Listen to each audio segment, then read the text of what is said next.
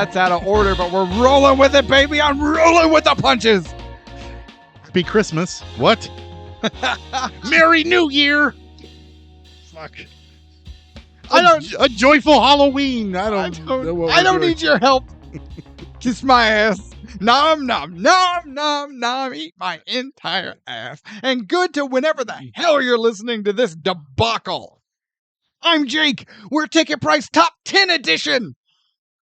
It didn't take long for us to fall off the trail. We were never on it. I know. You were the one who's guiding us. And that's the first problem right there. Like Joe Biden on a bike. Oh. It's mean to make fun of the senile. No. I'm sorry. I didn't mean to make it political. Wait, is that necessarily political? Oh, yeah. Somebody will grab onto it and be like, yeah, let's go, Brandon. Like, no, shut up, please. Don't do that. No. We're not a political show. No. Man, George Bush ducking shoes, man. Am I right? Dodging shoes like a bush. Fuck, that Bush puked on that lady. God damn it. There. Have we pissed everyone off? Can we never talk about politics again? Wait. We did 2 Republicans and 1 Democrat. Fucking Obama. That's it right there. Thanks, Obama. I couldn't remember what it was. Oh, I was dipping my Oreo. The thing just fucking fell in. Thanks, Obama. Did you see those videos of him actually doing it? Yeah, Awesome. What a fantastic move. This has nothing to do with politics. That's the way you lean into a joke. Absolutely. Yeah. If more politicians did that shit, it would be different. But what are we doing? Oh, Ticket Price Top 10 Edition. We are, for the final time, revisiting episodes 41 through 50. Although, because I'm a deeply troubled and disturbed young man. Shut up, Tevis. These are my favorite lists. As we will be looking at the worst character from every movie. Why are these my favorite? I don't know. People... You're full of hate and bile. That's true. People do frequently refer to me as a hater, to which my response is, do people still say hater? Yeah, if you're old. So I say hater. No, but we're older than hater. Yeah. So don't say hater. Why are you being a hater? Hater gotta hate. Why you being hater gotta hate. Why you being a hater, bruh? bruh. Hater, bruh. Someone's drinking the haterade. Now, before we dive into it and I just get all giddy with hate. Episodes 41, Incredible. Episode 42, Last Samurai. Episode 43, Saving Private Ryan. Episode 44, Hook. Episode 45, Veronica. Episode 46, 300. 47, Beverly Hills Cop. 48, Waterworld. 49, Patriot. And 50, Roadhouse. Original and remake. Yes. Man, I'm ready to dive in. Let's do it. I'm giddy with hate. Let's do it. I'm giddy with hate. It's like my birthday. Episode 41, The Incredibles. You want me to start? Go ahead. This was probably the absolute toughest pick of the whole list. Because trying to find a legitimately bad character in The Incredibles is nigh impossible. So I didn't pick a bad character. I just pick a character I don't like. I went with Mirage. Oh, the whore? Whoa! Yes. Super whores. You call yourself whores? So she's supposed to be this like hot chick. She's sleeping with Syndrome? His big elephantitis head? Maybe she's trying to get a little chin because she doesn't have much of a chin. He has surplus chin. Yeah. He has enough chin for everyone. But she even says, she's attracted to money and power. Okay, sure. I get that. Worse looking people than Syndrome have gotten plenty of hot chicks. I'm looking at you, Post Malone, Lil Wayne, Mick Jagger, you ugly fucks. But they got money and power, so it works. Elon Musk.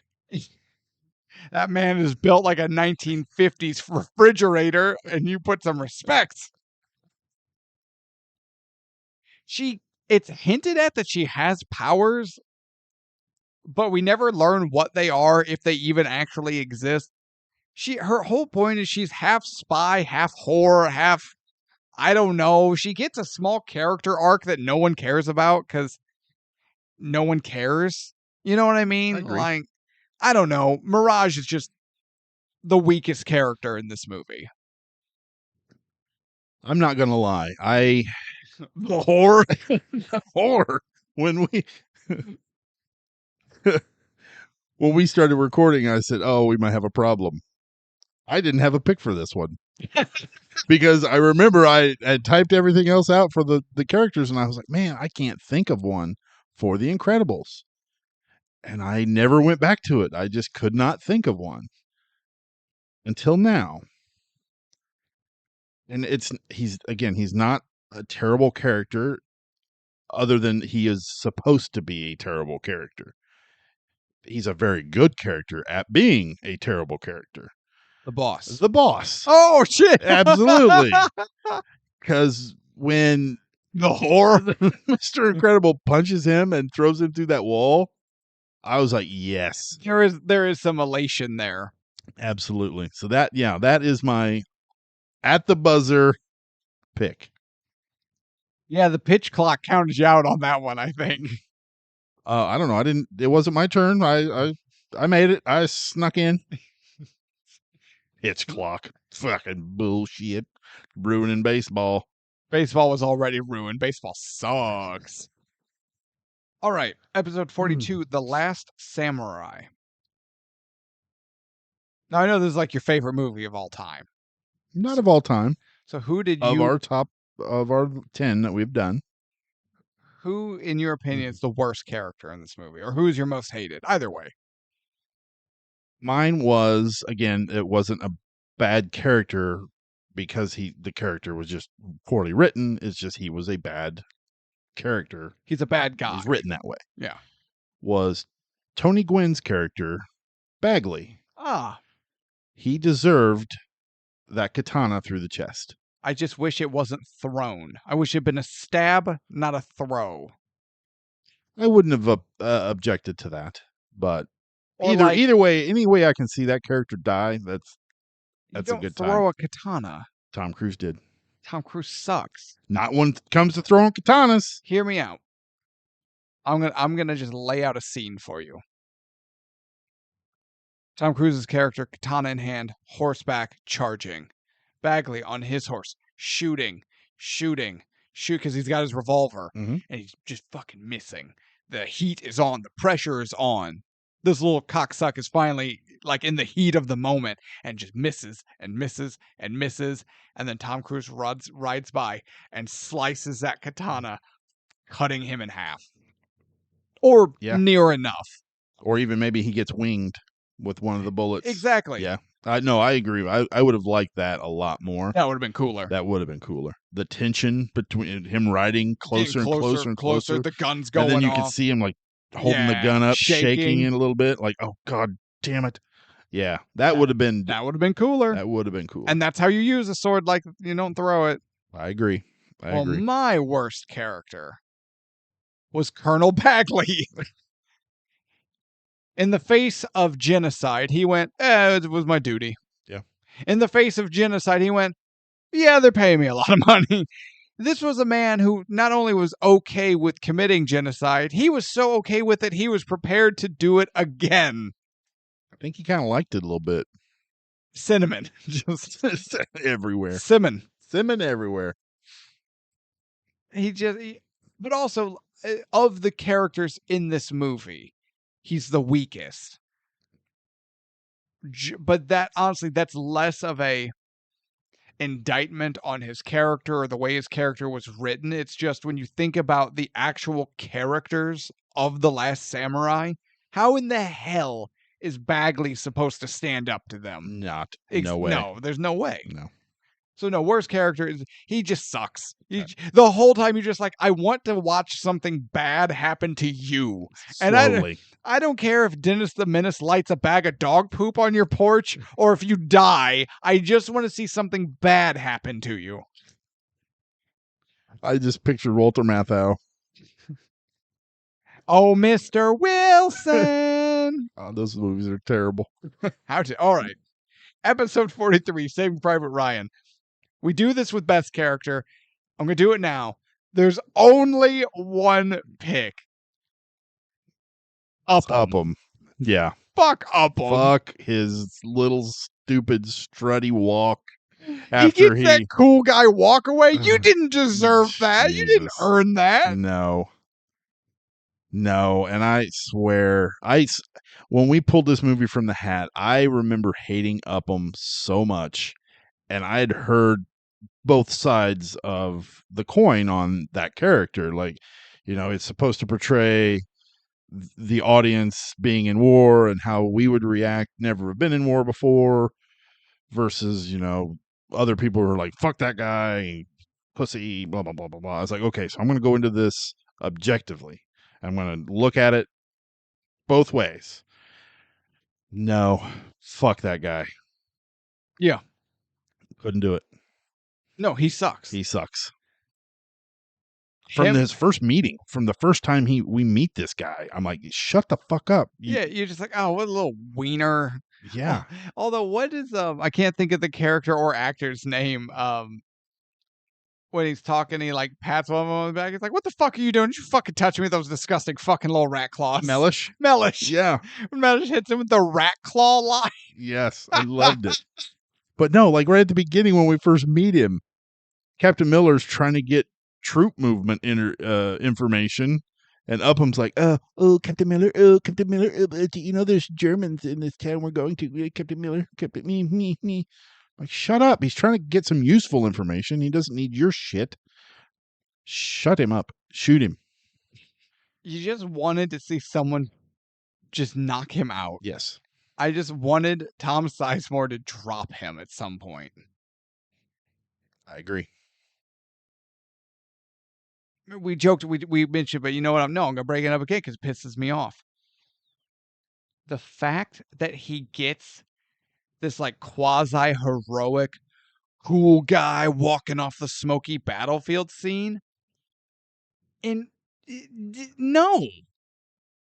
A, that's not his character. B, he didn't do anything to deserve it. Nothing. If anything, he got multiple of his squad mates killed with his own inaction.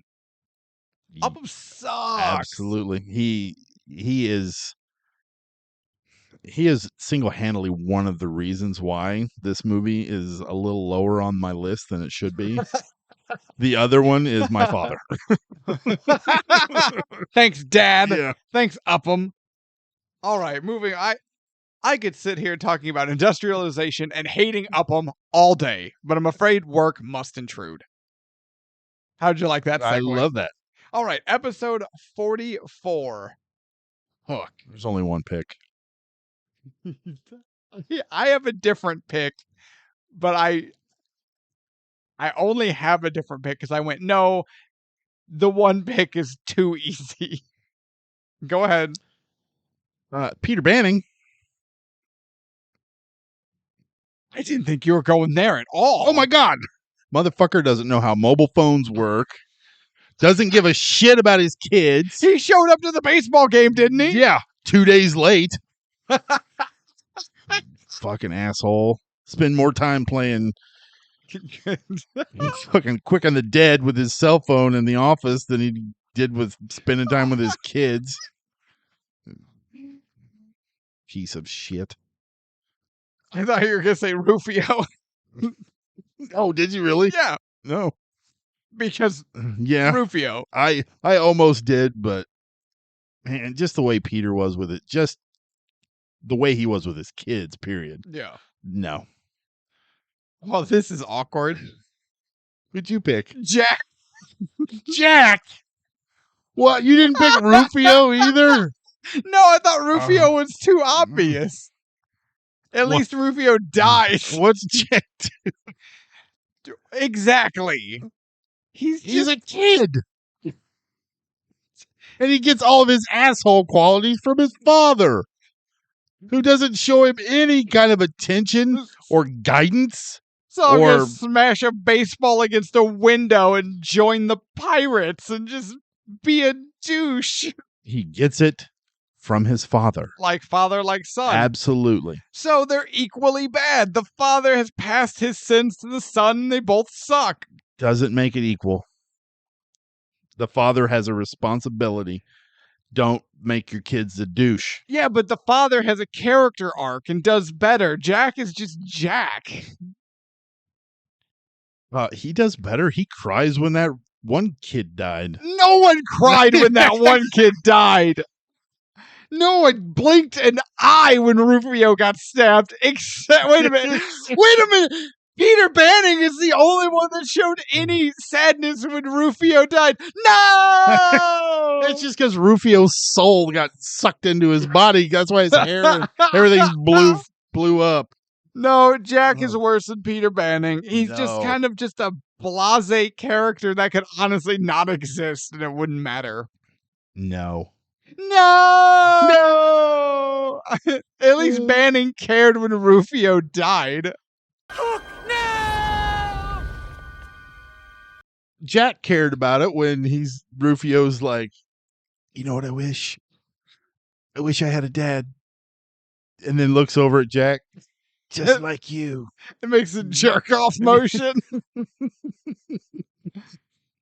Yeah, and then nobody gives a shit. No, he didn't feel bad for Rufio. He felt bad because he's like, oh shit, I just got put on the spot as I'm dressed in full pirate captain garb with a wig. Peter Banning.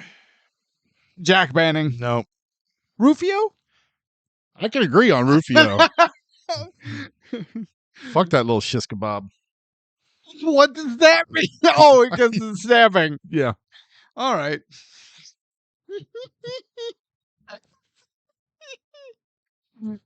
Okay, so what we've determined here is your pick was Peter Banning, my pick was Jack Banning, but the worst character is Rufio.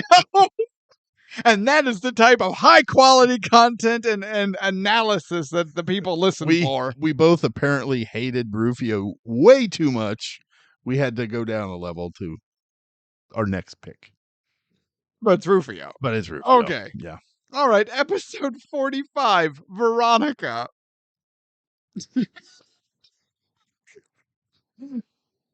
Veronica didn't give a shit when Rufio got killed. I'm sorry. No one reacts to Rufio dying. No one comments. No one. You don't see anything after that. He just. They're all. Hook dies 3 minutes later, and they're all dancing and parading around. That Hook is gone.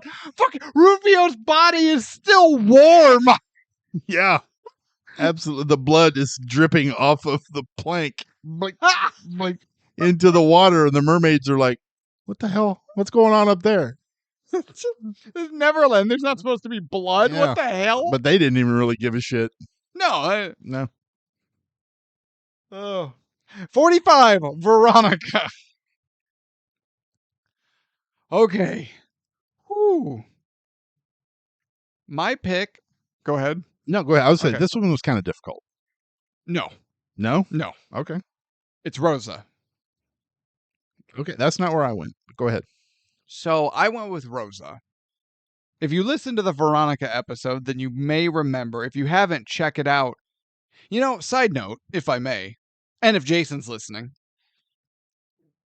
Veronica has got to be one of the top 2 or 3 episodes we've done as far as people messaging me or coming up to me talking about that episode in particular, driving them to see a movie.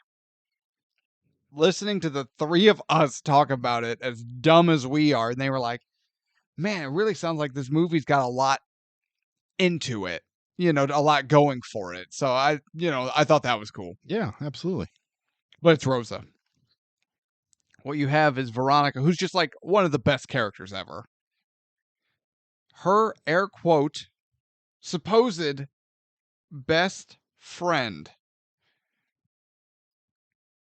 agrees to do a Ouija board with her and throws the note at her like a baseball in the middle of class. Like, you got it? And I'm like, oh, they're doing drugs. No, they're not doing drugs. They're doing Ouija board stuff.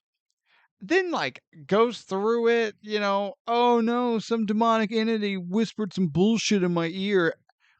Which she was already phasing Veronica out as a friend anyway. Supposed best friend is now phasing Veronica out for new girl, what was it, Diana, whatever her name was. First of all, so if that's it, all plot of the movie aside, if that's who you are as a best friend, fuck you. All right, just wholeheartedly. Fuck you.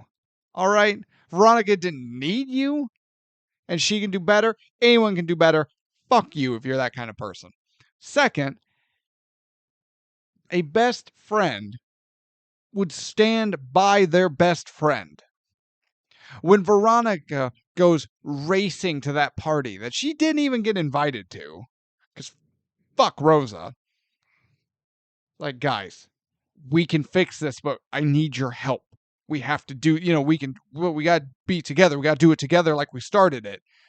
You're my friend. You're supposed to be my best friend. We're supposed to be sisters. Some bullshit. Help me out. And she bails and half-ass throws her out of her party. Is like, yeah, don't really talk to me anymore. Fuck you. Absolute garbage. I'm kind of a prickly person. I don't know if you know this or not. I never thought of that. I have a personality that many find to be off-putting. So I don't have that many friends. I just don't. I'm very much like Doc Holliday in this sense. Doc, why the hell are you doing this? Wyatt Earp is my friend. Hell, I got a lot of friends. I don't have a lot of friends. So the ones I have take a whole lot more than some demonic naked dad to frighten this guy away. That demon's got his dick out. I've got my dick out. And we're going to see what happens. Because that's what friends do. Get out the tape measure. All right, demon. Let's see. Let's see who measures up. Yeah. And no measuring from way back there. You measure from the bottom. Yeah, you're not measuring from your hip. No. Nope. Base to tip. tip. Yep. No tank. Get that back. Pull that back up. Nope. On top. No. Just fuck Rosa. She's the worst. Yeah. I kind of had a problem with this pick because the characters aren't bad, but then I got to thinking of our conversation that we had during the podcast. I picked the dad. Ooh. We don't ever really get any concrete proof. There's no evidence that he was abusive to those kids. Correct. But there's enough hinting towards it. With, for one, the image of him standing naked in her room, walking towards Veronica, is one. The entity is like holding her down on the bed. She's struggling to get away, kind of in a rapey scene moment. Even think about the visible wounds that she ends up getting. They come in two forms. Bruises from being grabbed, which are very common with an abusive spouse or parent. Right. And bite marks. And that is unfortunately fairly common with more intimate abuse. Right. And then you got the thing where Veronica had to go into her mom's closet and dig in the back of the closet to even find a picture of her father. Mm-hmm. which I found very odd. Instead of, because you think if there was an accident and he just passed away, would there not be family photos still hanging up? There would be something. Great. If something happens to me, according to this movie, my wife is going to be like, well, F these pictures. That guy's gone. Yeah, no matter how good you are. Now put him in that shoebox back there. Yeah, that's Yeah. fine. That's fine. Well, that's No. only because the dumpster was full. With all the rest of them. Yeah. Yeah. So yeah, there's a lot of just subtle hints that he's not the greatest of fathers. Because there's a moment too where Veronica's in her kitchen looking out the window, and she sees her neighbor, the girl, having a healthy relationship with what it looks like to be her father, and she's kind of looking at it like, "Damn, I wish I had that." I don't remember that one, but Yeah, that was early on. yeah. I remember the girl just dancing dancing in the mirror as she got ready for school, and I remember the making out with the boyfriend. God, I hope that's not what you're referring to. We don't know if it was her boyfriend. Oh, But no, I picked the dad. Just nothing worse than that type of person. fair, agreed. Fuck Rosa. All right. Episode 46, 300. It's Xerxes. That's who I have. It's Xerxes. Yeah, He looks dumb. Agreed. His stature is impressive, except he's so spindly that I'm like, your legs can't hold you. He's borderline Slender Man. absolutely. His voice doesn't match anything and is poorly cropped in. What do you mean? If it were any I worse, am a kind god. Bow to me. if it were any worse, fucking it would dumb. look like a 70s kung fu movie dubbed in English. It is not the whip they fear. And then his mouth would just keep moving. Yeah, and the way he would move, he would do those weird poses, and he's moving towards the camera, or anytime he would move at all, it was like he did these pose, Yeah. like the Batman pose, and then walk forward. I'm like, shut the fuck up. In his golden diaper. Take a giant golden shit in that diaper. I hated Xerxes. He's not.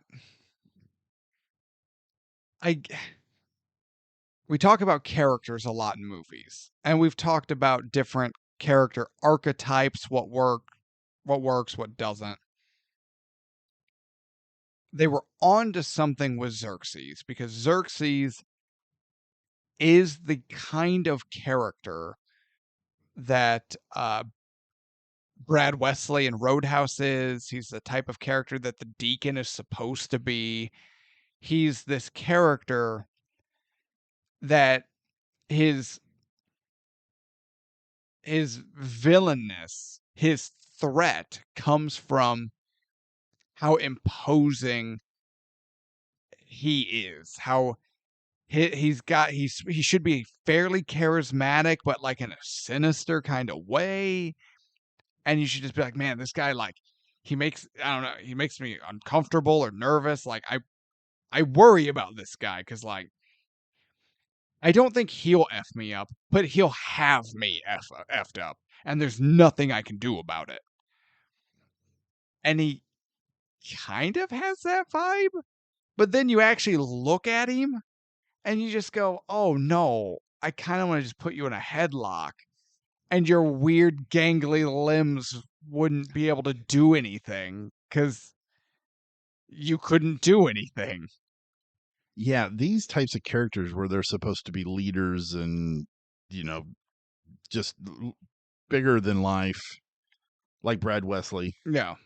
I liked Brad Wesley as a character. See, though, because I wanted to, every time he was on screen, I was like, oh, okay, here we go. I like this guy.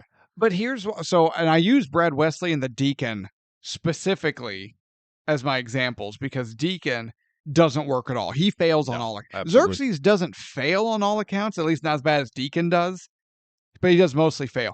Brad Wesley mostly succeeds because you have a guy that when he shows up, he's confident, he's untouchable, he knows he's untouchable, and he exudes an aura of fuck around and find out. I don't care. I'll have you erased from history. That is the kind of power I have. But here's the thing. He's got his henchmen. He orders shit done. It gets done. And it's brutal and it's violent. But here's a key that a lot of times people forget or they miss. If push comes to shove, Brad Wesley will take care of it himself. Yes.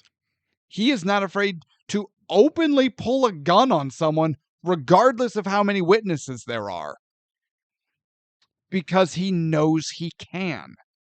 And we as an audience, when you just see him pull a gun in the middle of a crowded bar and point it around without a care in the world, that subliminally, that unconsciously comes off to the audience. We feel that too, of like, this guy's untouchable because he's not afraid to get his hands dirty if he has to.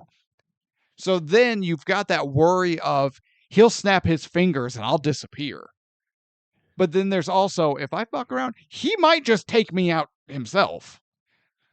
Yeah, and he also never really loses his cool. Right. And we see Xerxes throw tantrums. And if your character is built on that aura that these charismatic leader villains are supposed to be, they can't throw a tantrum. You never saw Vader throw a tantrum. Vader just killed people. Kylo Ren threw tantrums. Kylo Ren sucks. Yes. Kylo Ren is the whiny little bastard kid from the Roadhouse remake. From the remake. Yes. Yeah. But yeah, like even Deacon throws a fit. Like, Yeah. God, he sucks. But yeah, you're right. Xerxes does throw a fit. I was trying to think in my head. I'm like, does he really throw a fit? And then, yeah, I do recall him throwing a couple. Like you see Vader get angry or frustrated or annoyed. Like he has a range of emotions, but he doesn't just lash out like a baby. When he does lash out, shit goes down. Yeah. And you just go, oh, God, he choked someone through a TV. Yeah. Do you know how cool that is? That's cool. Yes. Right? That's awesome. That is what these characters do. Brad Wesley loses his cool. He shoots someone. Yeah, he doesn't throw the gun across the bar and go, stop it. Do what I ask. No. Xerxes throws tantrums. Xerxes looks dumb. Xerxes is incapable of getting his hands dirty. If in their first meeting, if Leonidas had decided, screw it, I don't even have a weapon and it doesn't matter, I'm just going to throw hands, Xerxes would have been able to do nothing. I agree. That's what I was getting ready to say. Yeah, if Leonidas wanted to in their first meeting, he would have just ripped his arms off and his legs off. And clubbed him and with them. clubbed him with them, yeah. Yeah, it didn't work. It didn't work. Xerxes is definitely the worst. He's the worst character, and he's just a bad guy. Yeah, I agree. And not bad like, ooh, he's so bad, just bad like, no, this guy sucks. Yeah. Doesn't work. All right. 47, Beverly Hills Cop. I know who you're going to pick. You don't know me. I think I do. I got a feeling. You want me to go then? Go ahead. Okay, I went Mikey. What? You don't know me. Mikey sucks. That's who I picked. He's less a character, more a plot point. That always kind of irritates me, but I get that those characters are a necessity. But then you actually look at his actions in the movie. He's just out of jail. He's this burnt out moron, druggy type character. He ends up in California. One of his good friends from high school sticks her neck out and gets him a job. What does he do? He fucks around, steals from their boss, and then leaves. So I want to pause right there. What a shitty thing to do to his friend. She stuck her neck out for you, you douchebag. And this is how you repay her for helping you get a job, you piece of shit? Yeah. Didn't even tell her where he was going. Just made her look like shit and then left. Yeah. He now, abandons his job. He's steals working from it. Now he's working security at whatever Art gallery. art import, export, Yeah. whatever the hell that building was. He learns that his boss is transporting art, money, and drugs in and out internationally. Does he think, ooh, maybe I should get the authorities involved? Or, ooh, this is clearly a very powerful and bad guy, and I don't want a part of this. I should just leave. No, he doesn't do either of those. He thinks, fuck this guy. I'm clearly smarter than he is. I'm going to steal thousands of dollars in bonds, and he'll never know because I'm just that good. So then he fucks off. So now he's an idiot. He makes his friend look like an idiot. Then you know he staggered from bar to bar and from heroin den to heroin den, telling everybody, check out these bonds I got. Look what's in this bag. Look in this bag, I got these bonds. Then he makes it to Detroit and gets his buddy Axel involved. Why? Yeah. You stole thousands of dollars in bonds. Hey, you want to be an accomplice? Breaks into his house. Breaks into his buddy's Steals house. his food. Leaves Oh. the refrigerator open like a jackass.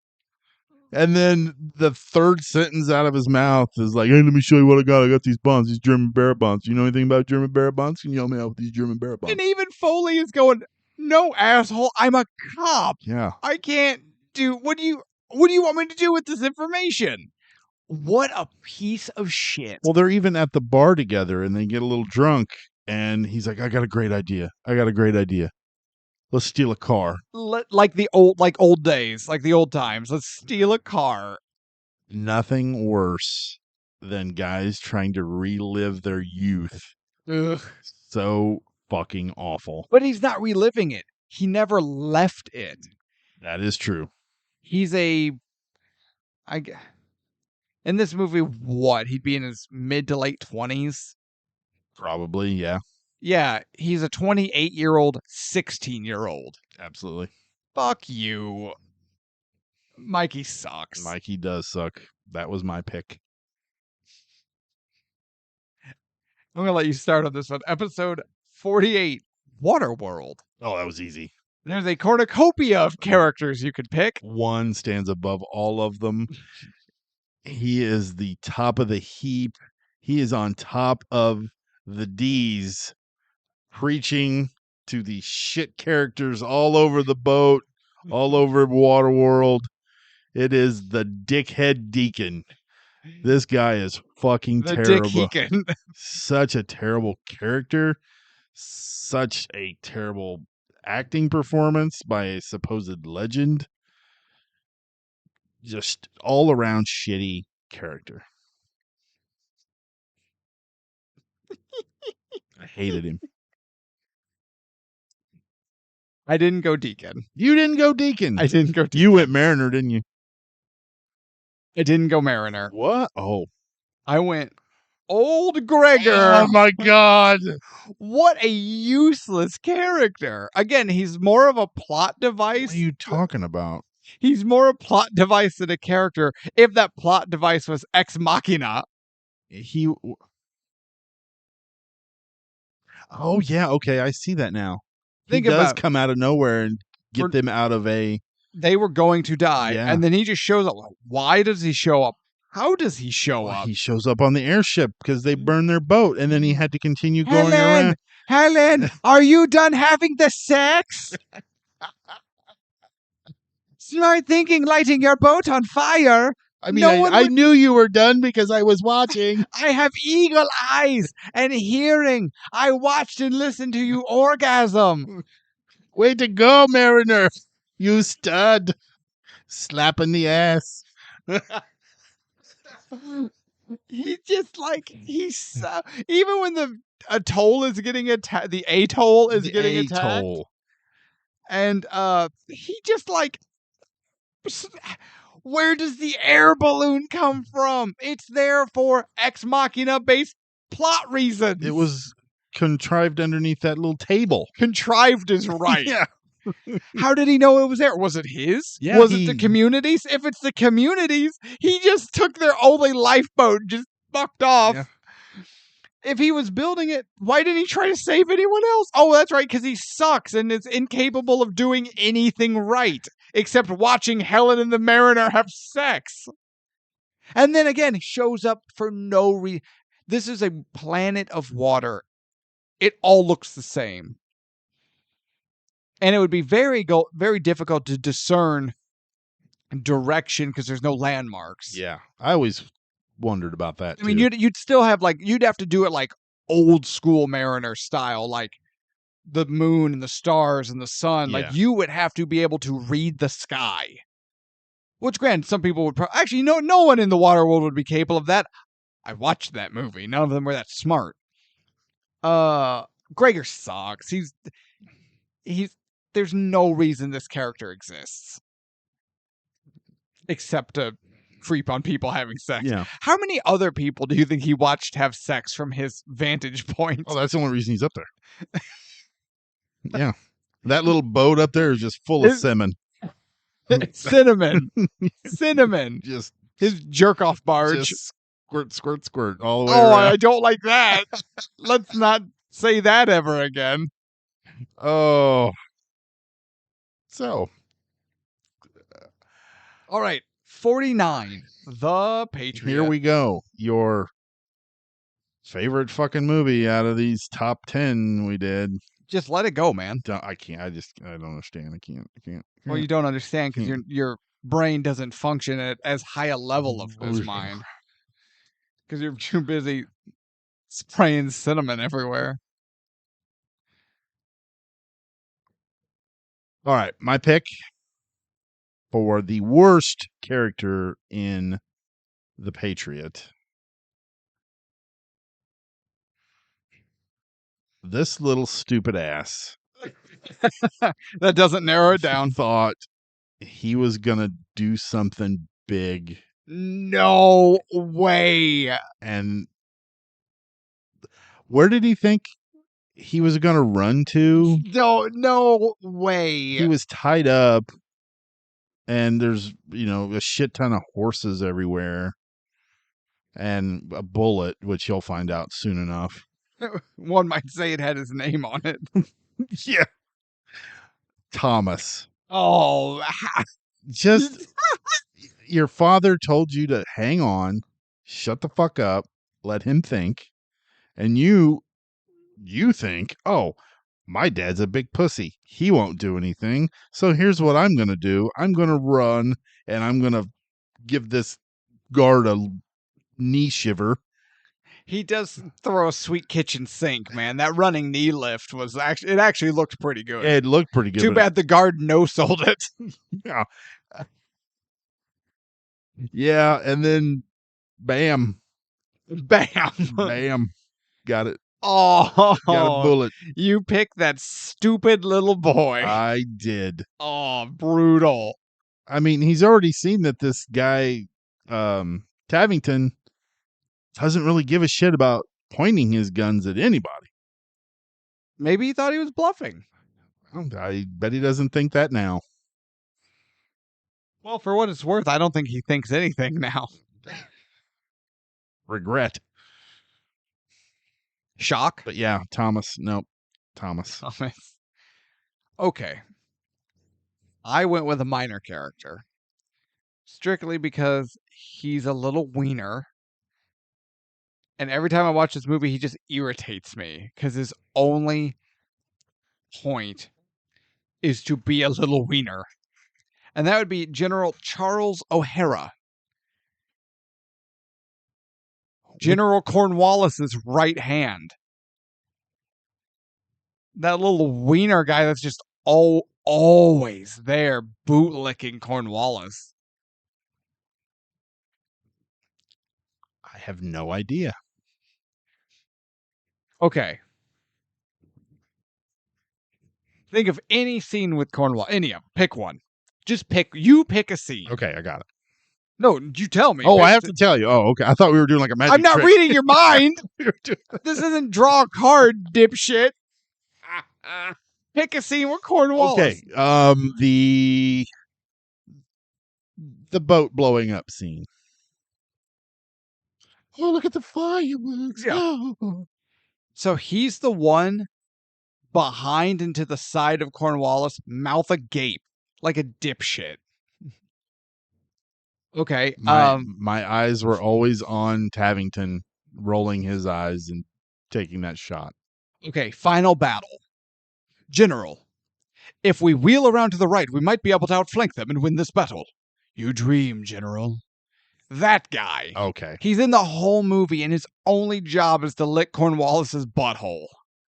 Okay.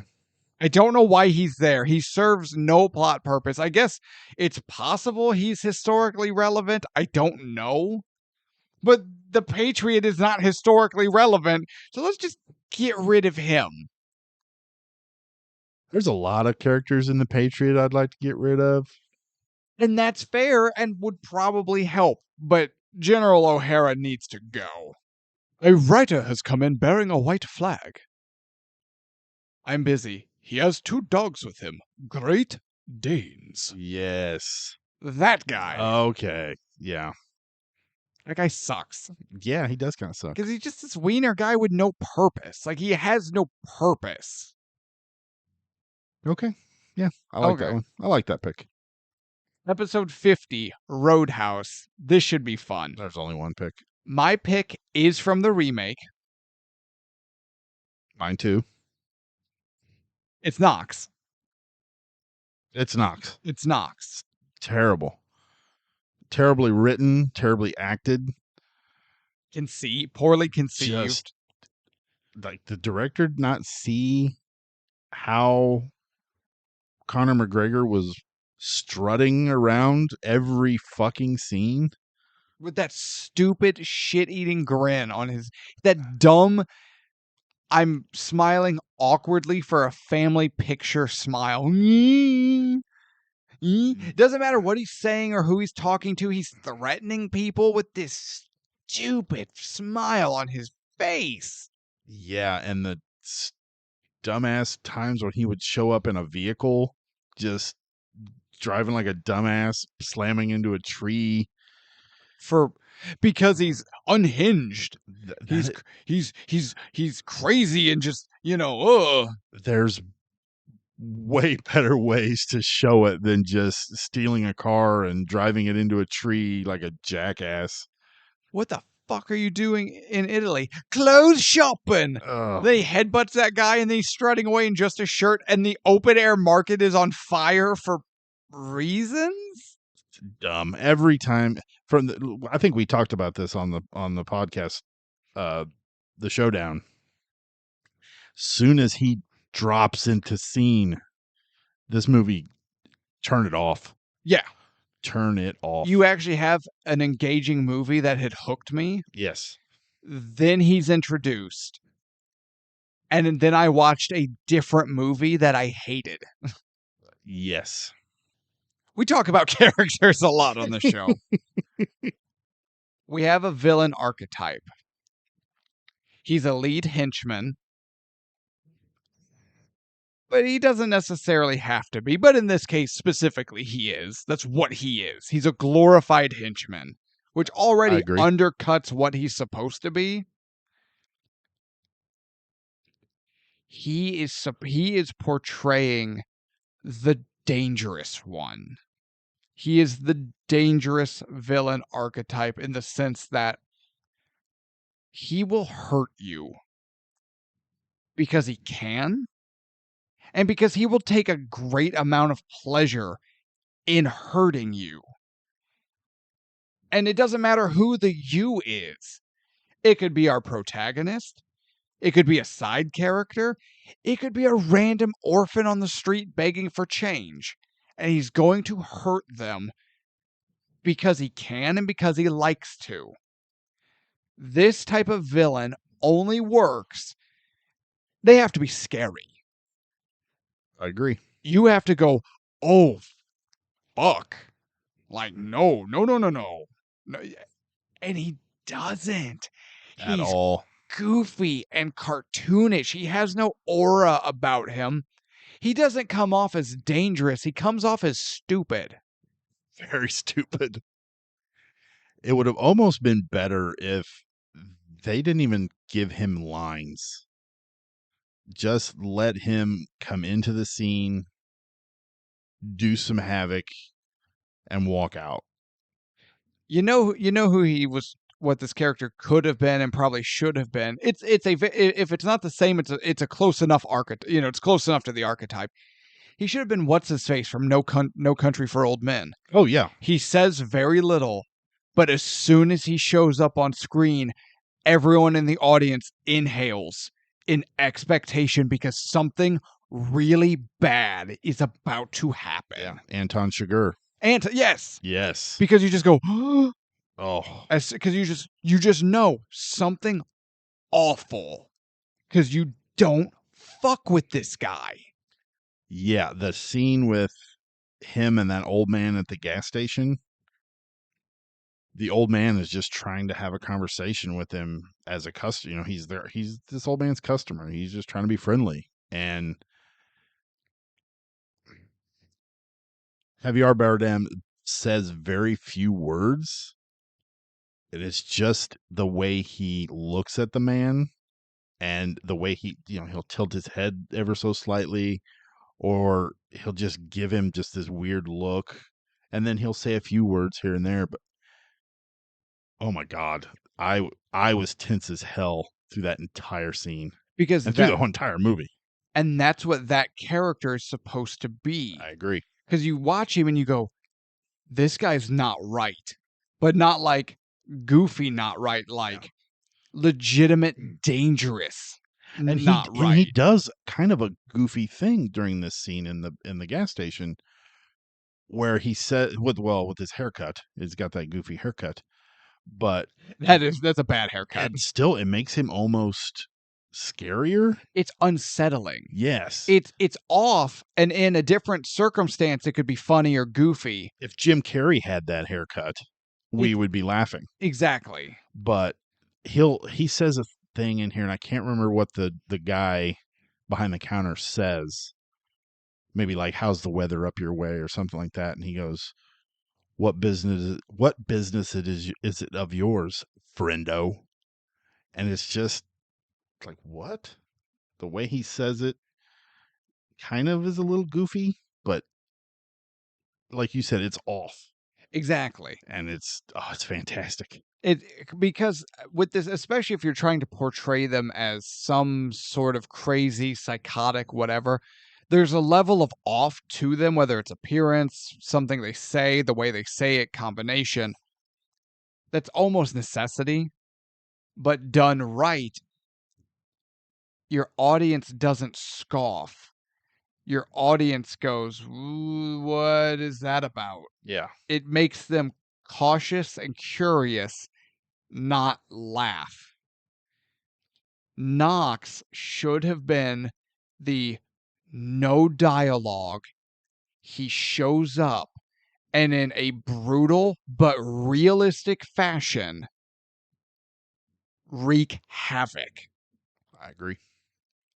And so that the point that when he shows up, the audience just is afraid. They don't necessarily know why they're afraid. They just know this dude is here. Something really bad is going to happen. And it makes me nervous. Instead, we got this chuckle fuck grinning, just strutting around like a gorilla with a banana in his ass. Just bad quips. He's quippy. It's terrible. You know what isn't scary? Quips. Looks like it's just me and you in the octagon. I think this piano's out of tune. Ugh. God awful. You're the one fucking this up, mate. Shut the fuck up. Yeah. Do us all a favor. Don't have dialogue. Yeah, or very limited. And with his acting experience, would have been way better.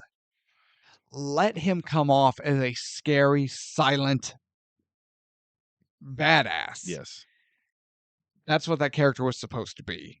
That is not what we got. Nope. He's borderline Deadpool. He's the worst character out of both the Roadhouse movies. He's the Easily. worst character out of this list. You know what? He might be the worst character out of all the lists that we've done. But you know what? We have to do now a top 10 best 1 through 50 characters, top 10 worst characters 1 through 50. Ooh. Knox is a front runner for Yeah. overall worst. He genuinely is. I'm curious just for my own. I kind of want to know where I sit. I've brought this example up before. He's more the I'm the untouchable boss, but I'll hurt you if I have to archetype. But he is also the badass monster. I'm nervous when he's on screen because bad things happen archetype. But Bane from Dark Knight Rises. Yeah. Except now Bane says a lot of things. Bane has lots of dialogue, unlike Javier Bardem. But Bane's dialogue works because it's always pointed. He's not just quipping. He's making declarative statements. And that's something you love. I love sweeping generalizations. I love declarative statements. I love making threats. He does all three. Because that's what you do. He doesn't walk into a room and just like, oh, looks like a bunch of sheep coming to the wolf. He just starts beating people down. And you just go, oh, shit. And then people try to if they try to physically square up with him, he beats shit out of them. And then if they try to step up on him with their power, their influence, where they believe their standing is, and then his words and his presence immediately puts them in their place. And then there's Knox, who's none of that. Yeah, no. Very disappointing. To say the least. The biggest sin of remake fucking Roadhouse is how they hooked me in the beginning. They got my hopes up with a good first half. And then it just shit the bed. Yep. Then Knox appears. This movie, as soon as Knox shows up, the Roadhouse remake turns into a train that has caught fire and goes off a cliff because the railway wasn't finished. It's basically the train in the bridge over the River Kwai at the climactic moment where they blow the bridge up and the train just eats it. I was going for the Back to the Future 3. That's where my Stagecoach? No, the actual train that goes off. Oh yeah, the train does go off, Yep. doesn't it? Yep. Yeah. All right, everyone. I think we're there. I we think there? We're there. Thank you all so much for listening. This has been Ticket Price Top 10 Edition Worst Characters, episodes 41 through 50. Thank you so much for listening. I'm Jake. That's Tevis. Tune in for our regularly scheduled program. And if you like the top 10s, get ready because we're going to do it. Oh, my. We are going to compile top 10 lists. Favorite movies, most hated movies, favorite characters, worst characters, with all 50 contenders in it. It's going to be a monumental task that I think will also be a lot of fun. So stay tuned for that. Be sure to check out our regular episodes. Check out our Sarah and Sly series we have going on. 2 episodes of that out now. Possibly 3 by the time this falls, but probably not. But if it hasn't, 3 is coming. Tango and Cash, baby. And, what? Follow the show. Follow, rate, like, listen, Share. put it on repeat, Turn on and notifications. just let it ride. We have a Patreon. All the basic social media, boilerplate, content creation, whatever. You know it's there. I don't care. I don't beg to anybody for anything. I do. I'll let you do it then from now on. Please listen. All right, everyone. Tell your friends. Be good to yourselves. Share us Be on good to Facebook. Be good to each other. Share us on TikTok. Good night. Instagram? We don't know.